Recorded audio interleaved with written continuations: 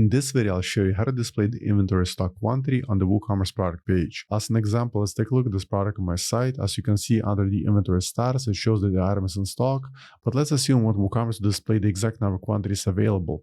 For example, if I go to my admin, that's like inventory. For this particular product, I have about 20 units available. So in order to display this value on the product page, we need to make some adjustment within the inventory settings. So at first, log into your WordPress admin account, and then on the left side of the screen, hover on WooCommerce, and then select Settings. Then at the very top, click on the Products tab, then select Inventory.